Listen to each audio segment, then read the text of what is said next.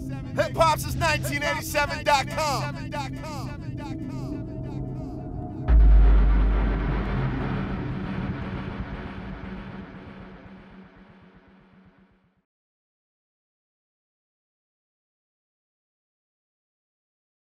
Hip Hop since 1987, El Dorado. We live right now, Main Street Studios, and I'm with an NYC cat straight out of Harlem. That's down here with me in the A. He goes by the name of Dave East. How you doing, player? Good, man. Chilling. Happy to be here. Now talk to me. Let me know, we're going to get into your career. For those who may not know what you got going on, get into your movement, because you've been doing things for a little while, and you're creating a buzz, not only in the NYC, but moving on down here from the 95, 85, you know what I'm saying? So talk to me about what you got going on in the A right now. Actually, right now, I'm working on my next project. It's called Hate Me Now. Just been down here cooking up, working with a lot of different producers, just getting different material, to really make the sound different. It don't sound nothing like my previous tape, so that's really what I came down here, just to clear my head, get out of New York, and just cook up. Now, I'm glad you spoke about your previous tape. We're going to continue and get into your new endeavors and things about what you got going on down here currently. But talk to me about your initial project, or the project that's getting you the buzz that you have today. I understand you started rapping in 2010, but you put out a project recently, Black Rose, that's killing the streets right now in New York. So talk to me a little bit about that. Black Rose was probably my most personal tape that I did, because I was just going through a lot of different shit with like my family. My cousin in Philly got killed.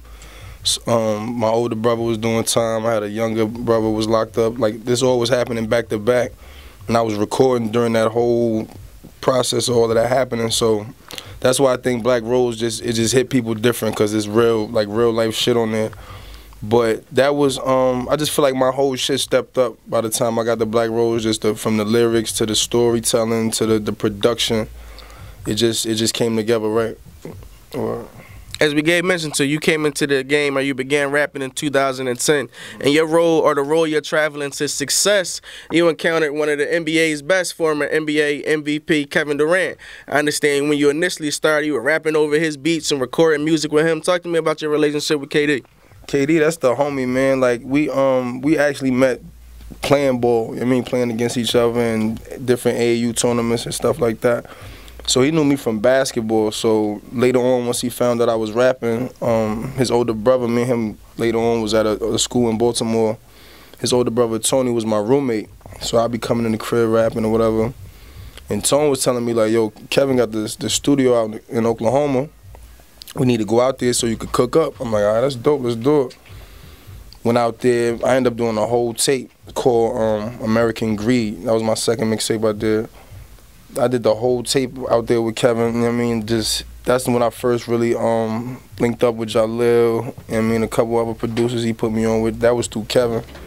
But yeah, he heavy in the music. He was playing around with it as far as rapping go, but he really liked to make beats, and like, he really take that serious. Like, that's really like when he ain't hooping, he really take time and get into that.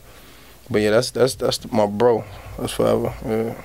Now, as we gave mention to, your buzz has definitely been picking up, and a lot of legends in the New York hip-hop scene have been showing you a lot of love. You've been working with the Lox, shout out to Kissing Styles, but not too long ago, Nas, was talking about your work and talking about the potential that you have. Talk to us a little bit about your relationship with Nas. Nas, that's the big bro, honestly. That came about out of the blue. I got family in Queensbridge and Ravenswood over there, that's in Queens. But I met Jungle first, his brother, just for me being in the bridge, running around. Shouts to my young boy Shooter. I met him. That's how I met Jungle. And Jungle was telling me, like, at this point, like, the streets over there and the projects, whatever, they already was hearing about me. Like, I had little tapes out or whatever. Like, so the people in the hood in New York was already talking. But when I got it with Jungle, he was letting me know, like, yo, my brother feeling your shit. I'm like, what? How the fuck he hear my music? Like, how he feeling it? He was like, nah, he like your music. So I still ain't think nothing of it. Like, a week later, maybe like a week or two later, I got a call from Nas' manager. Ant. He called me like, yo, is this Dave East? I'm like, yeah. He like, I'm in the city. Let's link up. I want to talk or whatever. I'm like, all right. We link up, and he tell me the same shit, like, yo, Nas is feeling you. He got a label or whatever called Mass Appeal. He really, he looking, he want to get you down or whatever. I'm like, this is crazy. So from there, I think Nas went on Angie Martinez show on 105. She was asking him about what he was doing, upcoming or whatever. And this was for the promo of his Illmatic movie he had just put out. And he said my name on that shit. And from there, that shit just started buzzing. All the different blogs, it just started. I was rapping the same shit, but it was just like, soon as he said it, it just turned it up, So I salute that man for that forever. Like, and since then, we just build on more of a personal level. We don't really talk about music that heavy. We talk more about life. That's real. Like, that's why I really salute him. Like, rest in peace, Chinks. The day after that happened, Nas hit me that next morning, like, just giving me just like, yo, watch the streets. That shit ain't, just telling me how the streets is. Like, stuff I already know, but just giving me that, coming from him, it just hit me different. Like, damn, he concerned. So he just, he more of a big brother type dude. Yeah. So talk to me about your new project, Hate Me Now. As you gave mentioned too, you're down here in Atlanta. You came out here, you're working on your project, getting some things kicked off. And we definitely just had the pleasure of hearing one of the things that'll be on that project. We ain't gonna talk too much about it, but it's definitely fire. You're definitely in for a treat. But give us a little bit of insight about the project, how many tracks you plan on having on there, kind of your mindset on the project, maybe some production that you'll have on the project as well. Probably track-wise, it'll probably be between 15 and 17 joints. I feel, because I haven't put out a project, like a real all-original project, since Black Rose. That was last July. I put out Straight Outta Harlem, but that was really just a mixture of songs and freestyles I did over the time last year, and I just put it together at the end of the year, put it out, and that got a crazy response too. But this project, probably 15 and 17 joints. I called it Hate Me Now because I feel like, even with the where every good is a bad, with Nas saying my name and co-signing it, that did a lot of good for me as far as what I'm doing with the music, but I'm still in the hood.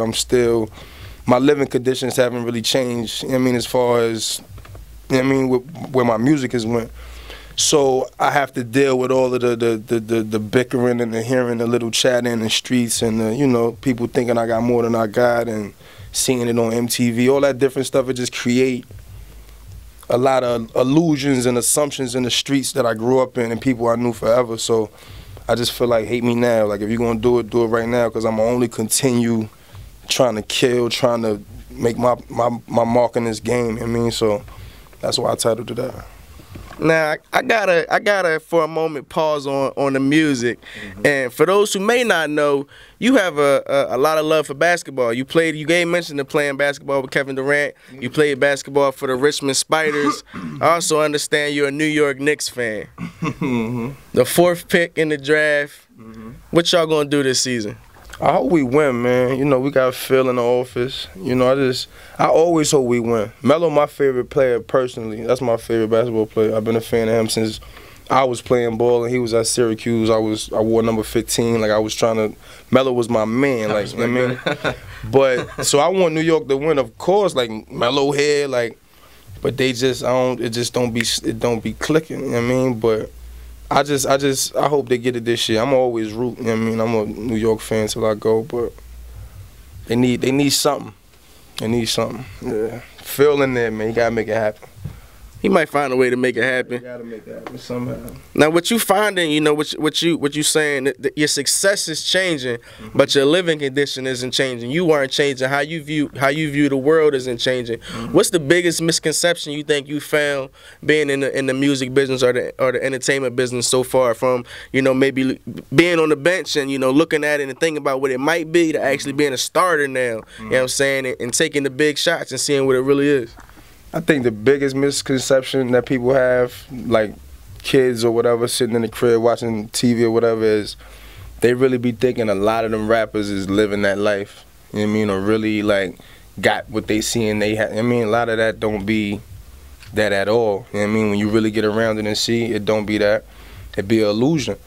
And I feel like once you get around and see it ain't what you thought it was, it gotta be a passion you got for it. It gotta be a love type of thing. Like, I love doing this. If I don't get $1 from it, whatever, I like making music. Of course, I gotta eat, I gotta live, so it's a career. But if you ain't got a passion for it, or you really enjoy doing it, that shit gonna fade.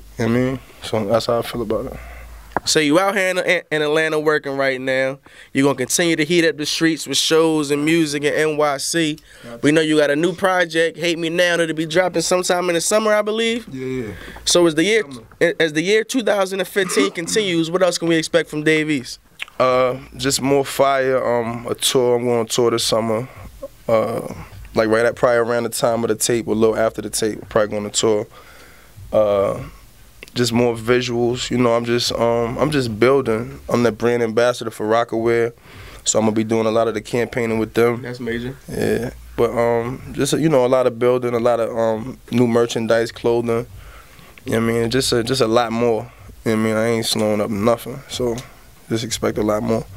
For your fans already out there, and for those who may want to follow your career and your movements from here on out, how can they go about staying in tune with everything you got going on via social media? You can follow me on Instagram. It's Who Is Dave East. Twitter is @Dave_East. Really on Instagram, honestly, I keep people up to date on there. I just started a site, whoisdaveeast.com. It's brand new. It's still under construction right now, but that'll be up and running in probably the next couple weeks. We can get the merchandise, the music, all my videos, like whatever I'm doing, that'll keep you up to date. Y'all know what it is. Hip Hop since 1987. We live in Atlanta, Mean Street Studios. Your man Eldorado, Brian, the director, checking in with Dave East. Make sure you stay tuned to Hip Hop since 1987 and be on the lookout for Hate Me Now.